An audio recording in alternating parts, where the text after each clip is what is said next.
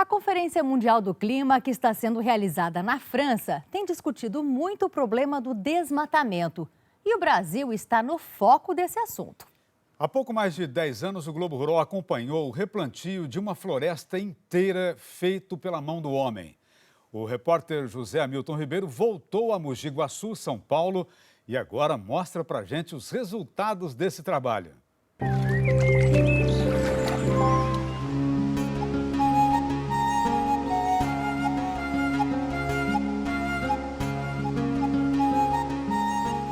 Parque São Marcelo, município de Mogi Guaçu, região de Campinas, a 170 quilômetros de São Paulo. Um lugar já conhecido do Globo Rural. 10 anos atrás nós estivemos aqui. A questão era plantar uma floresta. Nós fomos ver uma experiência que não tinha dado certo. Aí viemos nesse lugar onde havia a plantação de mudas de espécies arbóreas. Fomos então visitar uma área degradada, pertencente a uma empresa de papel e celulose, onde tinham sido plantadas mudas para surgir dali uma nova mata. A gente marcou algumas, a paineira, um genipapo, o guapuruvu. A minha experiência de árvores de áreas que eu já vi anteriormente, com 10 a 15 anos, você tem uma mata bem formada a partir de um plantio semelhante a esse. Pegamos a palavra do agrônomo diretor do Instituto de Botânica de São Paulo como um desafio. Esperamos um pouco mais de 10 anos e viemos conferir. Sr. Luiz Mauro, mudou a situação das mudas. Também mudamos nós, não? Bastante, É? bastante. Mas confirma muito aquilo que eu disse a você, você pode estar constatando. Hoje você está numa sombra de uma mata. Há 10 anos atrás nós estávamos ao lado das mudas, né? Sim. Mudas à nossa altura, digamos assim, mas que estavam ali há pouco mais que um ano, no início do seu plantio. E naquela época eu disse a você, na tua pergunta, que apostava que depois de 10 a 15 anos nós íamos encontrar isso que você está podendo ver aqui. E inclusive vamos poder checar algumas daquelas mudas, aquelas espécies que você mostrou na última matéria e o porte que elas estão aqui hoje. Uma delas foi o genipapo. Isso mesmo. Vamos procurar esse genipapo. Só que nós vamos ter que pôr a perneira para chegar lá perto com proteção. Perneira é por causa de cobra. O fato de existir cobra e comida para ela é sinal de que a mata é sustentável. Vamos então ver o genipapo lá. Esse é o genipapo aí, Zé. Que a gente viu mudinha. Lembra? Desse tamanhinho assim, menor que nós. É. Olha agora. E já deu fruto? Seguramente já deu fruto. Seguramente já, pelo porte dele, a gente está vendo aí. Já deu fruto e provavelmente pode até ter algum filhote por aí, de regenerante. Muitos projetos de fazer uma mata virgem fracassam por não levar em conta duas situações. Primeiro, plantio de mudas no mínimo de 80 espécies diferentes para garantir a diversidade. Segunda, dentre as mudas, tem de haver as espécies primárias e as secundárias. Primárias são plantas de ciclo curto, mas de rápido crescimento. Elas vão proteger com sombra as espécies secundárias ou definitivas. As secundárias crescem lentamente, mas seu ciclo de vida é longo, contando-se às vezes por séculos. Na mata virgem, as árvores secundárias estão quase sempre isoladas, não formam colônias. É uma forma de defesa. No caso de doença, morre um pé aqui, outro ali, sem afetar a diversidade. Nas matas plantadas, procura-se imitar a natureza. No caso dessa reserva particular do Patrimônio Natural, RPPN, foram plantadas 101 espécies diferentes de árvores, entre primárias e secundárias. Quando a gente olha assim de cima, dá para observar como ela já está bem formada. Nossa, a paineira cresceu, hein? Olha o tamanho dela, Zé. Que coisa maravilhosa. Ela tem os espinhinhos, está vendo? Né? Mas ela não é tão Tão espinhuda como as outras espécies. E essa é uma espécie secundária. Essa é uma secundária. Essa é típica, importante na Mata Atlântica. Ela ela floresce, atrai muita fauna e ela vale a pena ter no conjunto das espécies que formam a mata, porque a presença dela é natural. Dr. Luiz Mauro também nos leva até uma outra espécie marcante nesse processo de regeneração da mata, o guapuruvu. Agora, e o guapuruvu que a gente viu, que estava assim com uns 2, 3 metros de altura? Veja o porte desse indivíduo. Talvez você precisa fazer muita força para ver a copa, de tão alto que ela está, né? A gente estima uma altura perto de 25 a 30 metros. Ele, provavelmente, foi um dos indivíduos mais importantes no início da formação dessa floresta, porque ele funcionou como um poleiro natural dentro da floresta para essa fauna associada. Outro aspecto importante na formação da mata é a serrapilheira, essa camada de folhas, brotos e pedaços de ramos que se deposita no solo e vai formando uma camada de matéria orgânica. Quanto maior essa camada, mais nutrientes no solo. Quando isso aqui atinge essa altura assim, para chegar na terra de 10, 15 centímetros, significa que ela está num estágio muito importante, muito bom.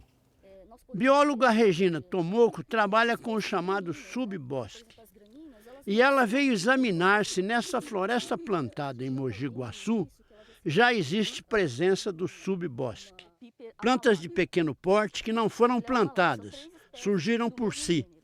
Arbustos, trepadeiras, bromélias, cipós. Em qualquer trecho da mata consolidada, elas aparecem. Nesse espaço de alguns metros quadrados, a gente já pode identificar alguns indivíduos, principalmente que fazem parte do subbosque das florestas, desse reflorestamento. Então aqui eu já posso citar uma espécie de subarbusto, né, que é o Piper aduncum.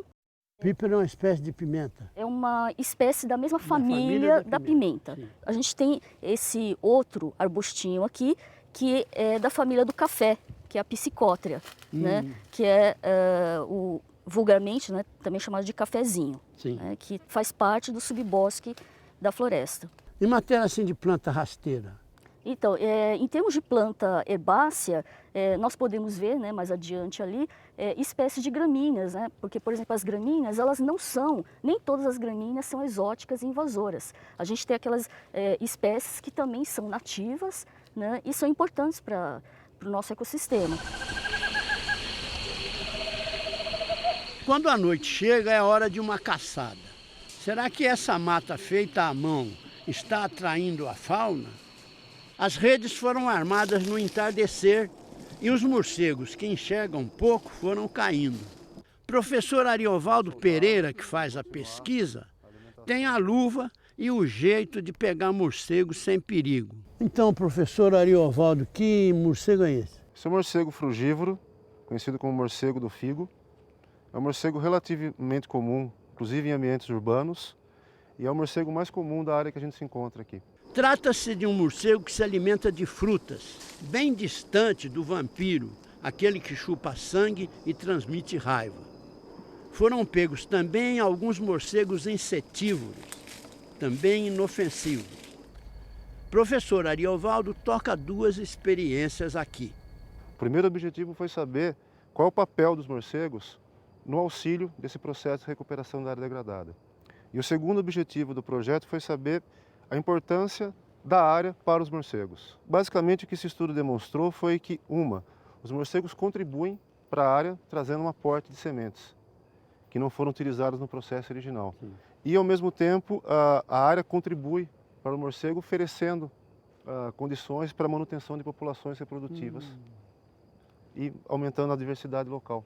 Para completar o testemunho, fica faltando a opinião de um mateiro sobre se essa floresta está mesmo correndo bem. Fomos atrás do João Machado, nascido e criado por aqui. Quantas mudas foram plantadas? Em torno de 300 mil mudas. 300 mil nessa área? Nessa área toda, essa área aqui é grande. 180 hectares mais ou menos? 180 hectares. Ô João, tem uma lista assim de animais que já foram vistos aqui? Tem sim, Zé. Foi encontrado vários tipos de animais aqui dentro da RPPN, como veado. A gente já tem relato de pessoas que passou na pista e viu a onça parda dentro dessa RPPN e nos avisou que tinha visto uma onça parda. Então tem vários tipos de animais, né? Tem os répteis, tem a serpente, aqui tem muita serpente. O João também falou de capivara, gambá, jacu, mutum. E ele vai com a gente no lago, que ganhou mais água depois que a floresta incorporou. Agora está mesmo parecendo uma mata virgem. Uma bela floresta. É uma bela floresta. Nessa região aqui, isso, é tão valorizada. Exato, e a maior parte dessa área é tudo plantio. No final da reportagem, outra vez a palavra do diretor do Instituto de Botânica, naquela época e também agora.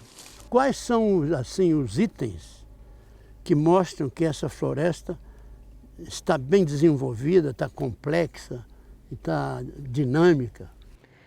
Primeiro é a constatação do que a gente chama da florística daqui, das espécies que estão presentes aqui.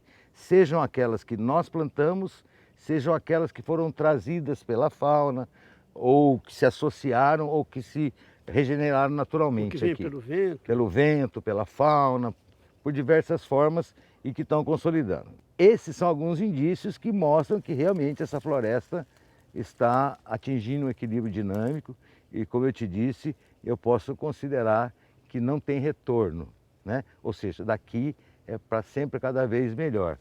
Relembra, Dr. Luiz Mauro, a árvore é mortal. Completa seu ciclo, fenece, surge outra em seu lugar. Já a floresta, essa é perene, a menos que haja contra ela uma violência. Quanto a essa mata plantada, a cada ano ela estará mais vigorosa, as árvores mais altas, troncos mais grossos, mais galhos, ramos, folhas, flores, frutos.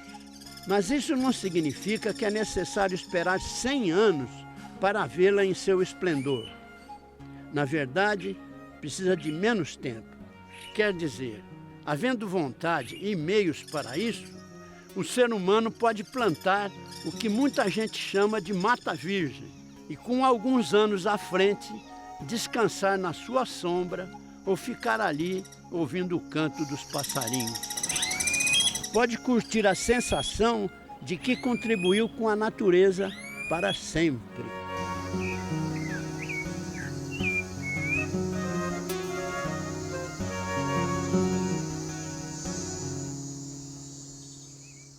Segundo um levantamento do Instituto de Botânica de São Paulo, além das 101 espécies de árvores plantadas na área, foram catalogadas outras 30 que surgiram pela força da regeneração da natureza.